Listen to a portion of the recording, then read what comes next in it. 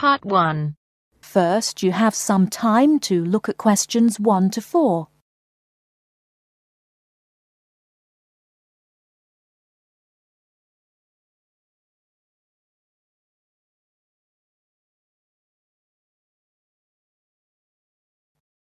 Listen carefully and answer questions 1 to 4.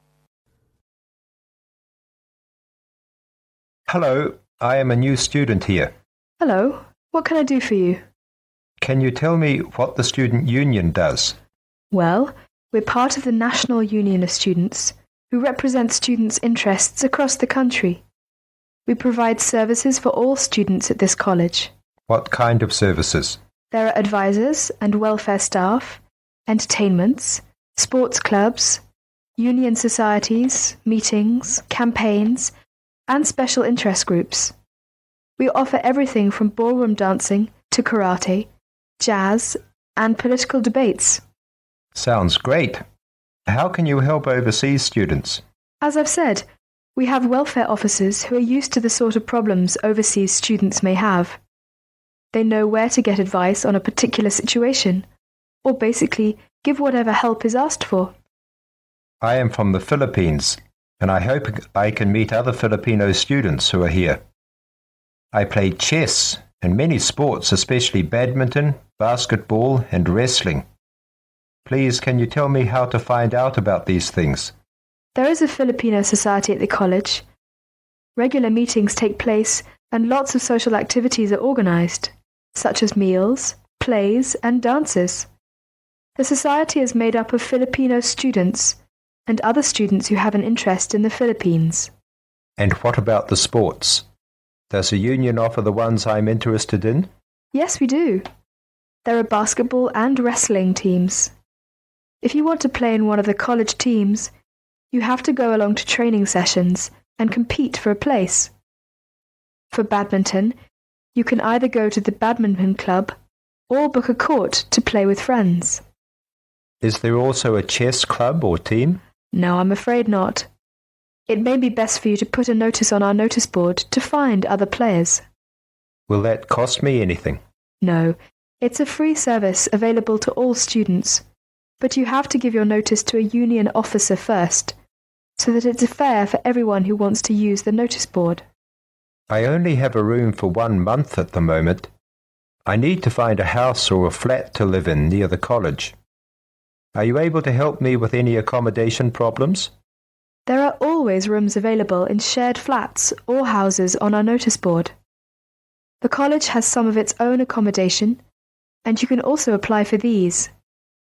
If you have any problems at all, you should talk to one of the student union's welfare officers, who can give specialist advice on accommodation. Thank you for your help. You're welcome. Now would you mind helping us? We're conducting a survey to learn more about the students who visit our union office, so that we can improve our services. Would you mind if I asked you a few questions? Not at all.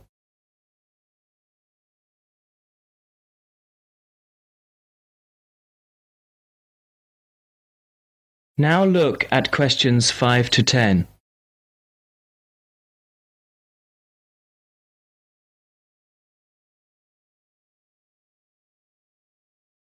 As you listen to the student's conversation with the union officer, fill in the spaces 5 to 10 on the form. First, you have some time to look at the form.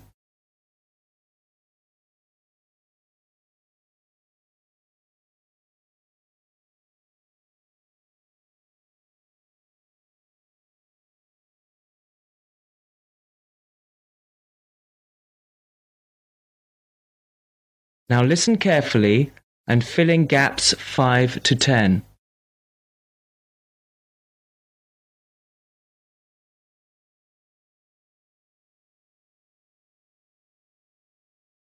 Now would you mind helping us? We're conducting a survey to learn more about the students who visit our union office, so that we can improve our services. Would you mind if I asked you a few questions? Not at all.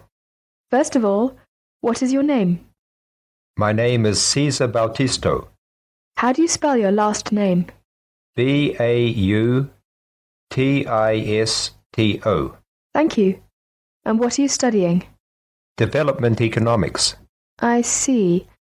And how long is the course for? 1 year. It's a postgraduate diploma. What would you like to do at the end of it? Have you made your mind up yet? Yes, I'd like to be a United Nations project advisor. Oh, would you? That sounds interesting. Tell me, though, why have you chosen this university? It's got a good reputation in the field of economics. And you say you come from the Philippines? Yes, that's right. And which city do you come from? Manila. Oh, that's the city I've always wanted to go to.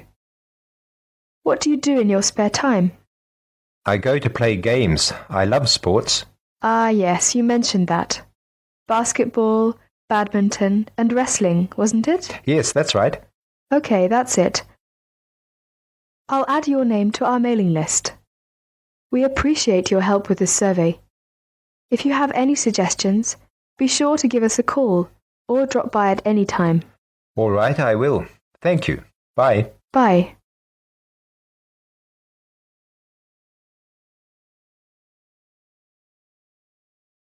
That is the end of part 1. You now have half a minute to check your answers.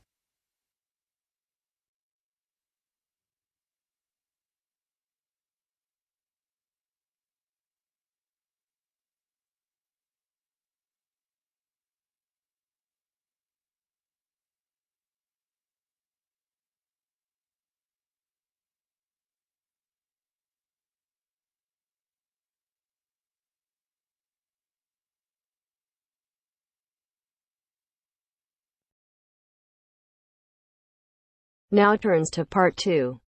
Part 2. Everyone knows that we have achieved a huge amount in terms of space exploration. First, you have some time to look at questions 11 to 16.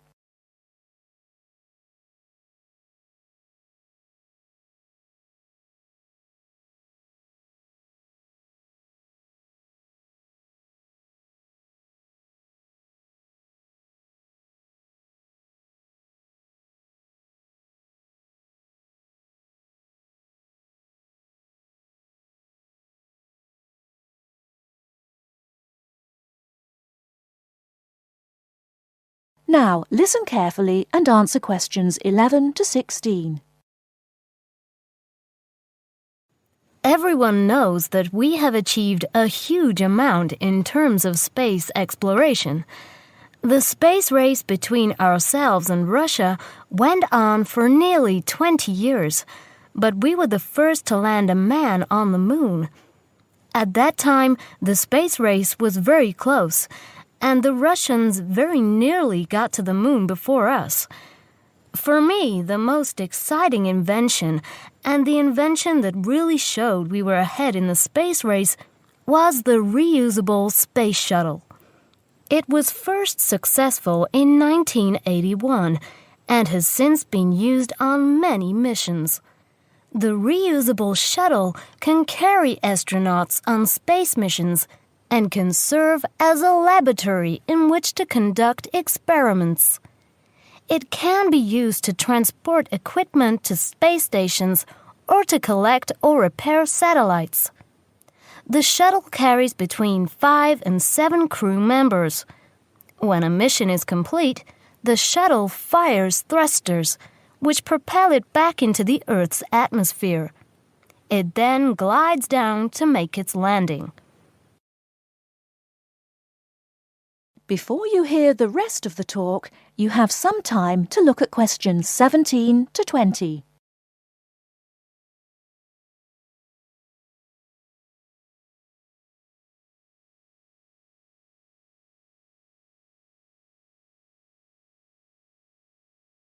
Now listen and answer questions 17 to 20.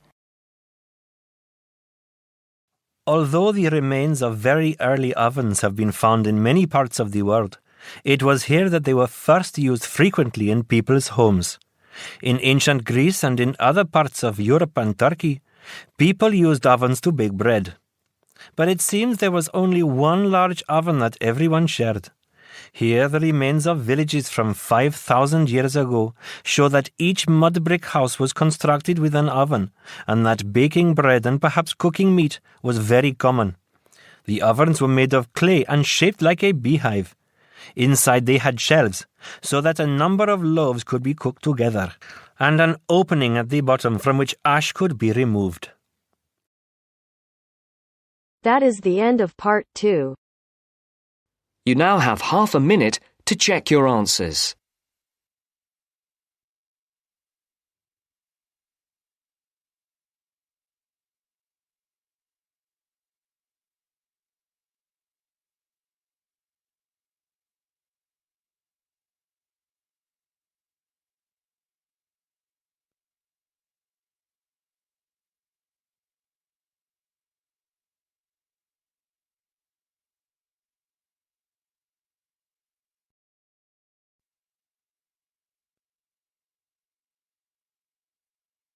Now turns to part 3.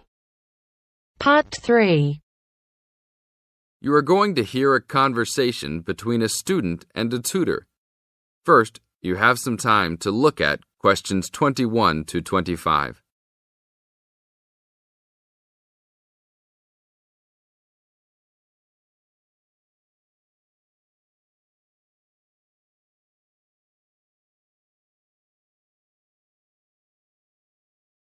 Now listen to the tape and answer questions 21 to 25. Hi, Brad. I was wondering if you have time to answer some of my questions about my upcoming test. Sure, no problem, Jeff. What is it that you're having problems on? Well, it's for my English final.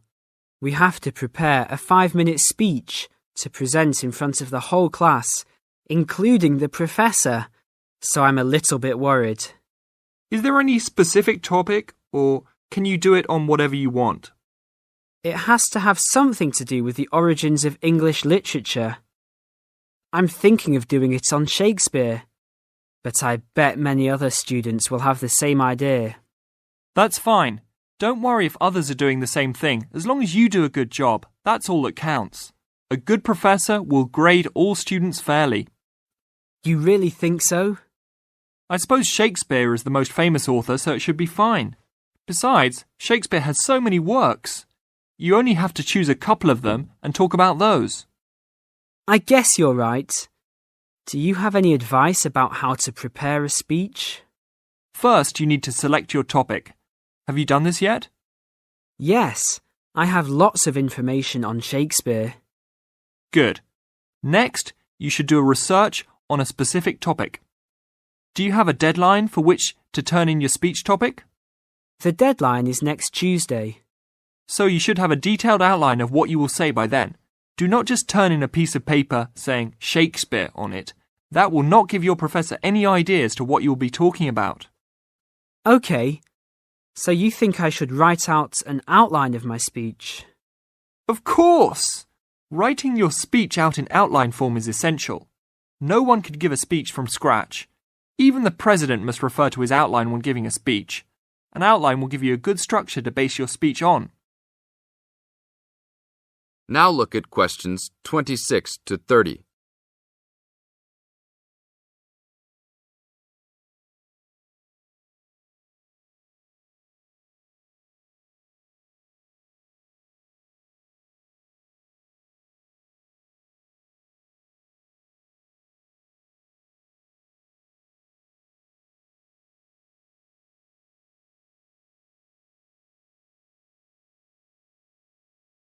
Now listen to the tape and answer questions 26 to 30.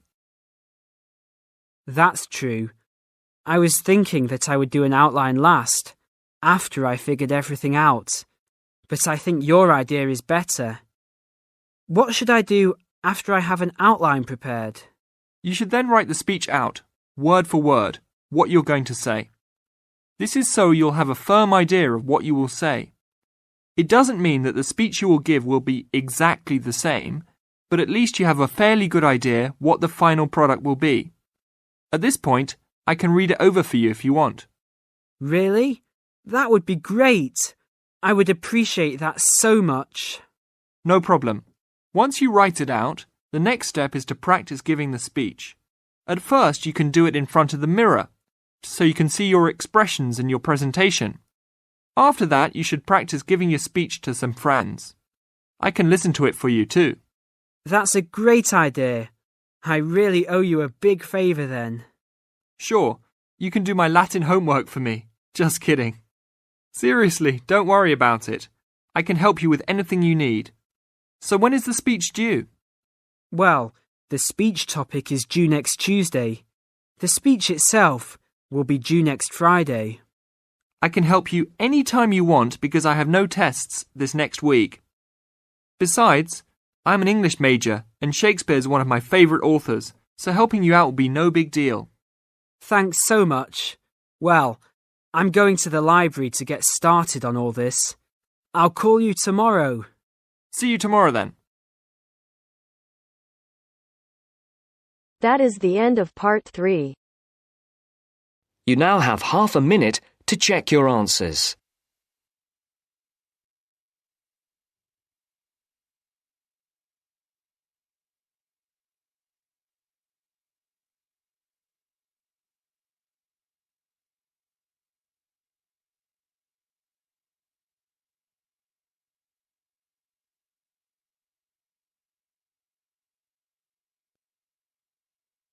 Now turns to part 4. Part 4. You will hear a historian giving a presentation about techniques to identify the origin of handwritten books from the Middle Ages. First, you have some time to look at questions 31 to 40.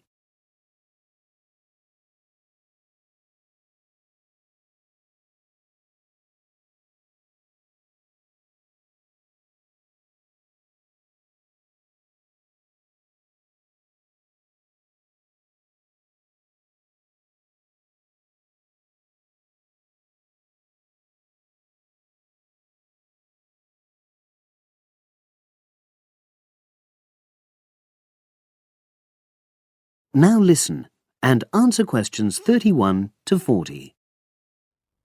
My presentation today is on how the science of genetics is being used to shed light on the origin of manuscripts, anything written by hand, produced in the medieval period, that is, the period between the 5th and 15th centuries AD. As many of you know, thousands of medieval handwritten books still exist today. Some of them have a clear provenance, that is, we know exactly where and when they were written. But the origin of many manuscripts has been a complete mystery, that is, until 2009, when geneticists started using DNA testing to shed light on their origins. But before looking at the new research, I need to explain something about the way the manuscripts were produced, particularly what they were written on. Virtually all were written on treated animal skins, and there were essentially two types. The first was parchment, which is made of sheepskin. It has the quality of being very white, but also being thin. It has a naturally greasy surface, which meant it was hard to erase writing from it. This made it much sought after for court documents in medieval times. The second type is vellum, which is calfskin. This was most often used for any very high-status documents because it provided the best writing surface, so scribes could achieve lettering of high quality. So, once the animal hides had been chosen, they had to be prepared. Where the right materials were on hand, the skins were put into large barrels or vats of lime, where they were agitated or stirred frequently. But if lime wasn't available, then the hides were buried. Both these techniques were designed to cause the hair to slough off and the skins to become gelatinous and therefore more flexible. The next stage was to put the hides on stretcher frames and pull them very tight. While on the frame, they were scraped with a moon-shaped knife in order to create a uniform thickness. For parchment, that was the end of the process. But for vellum, there was an additional stage, where it was bleached in order to achieve the desired color.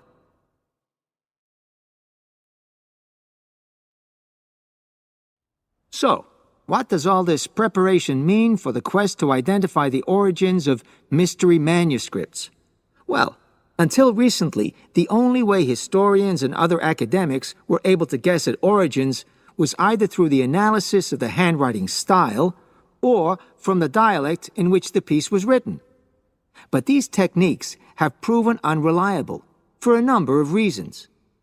It was thus decided to try to look at the problem from a different angle, to start from what is known, that is, the small number of manuscripts whose origins we do already know. Because these parchments and vellum are both made from animal hides, it was possible to subject them to DNA testing and to identify the genetic markers for the date and location of production.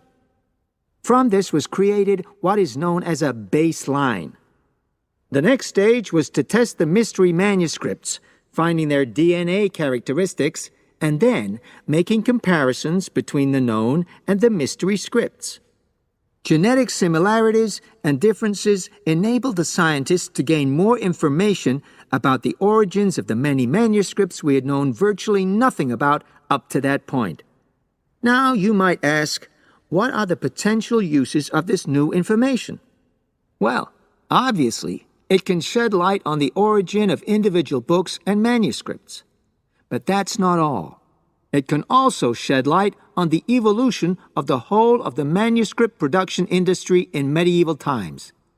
And because that was such a thriving business, involving very large-scale movements right across the globe, the new data in turn help historians establish which trade routes were in operation during the whole millennium. Now, if anyone has any questions... That is the end of part 4. You now have half a minute to check your answers.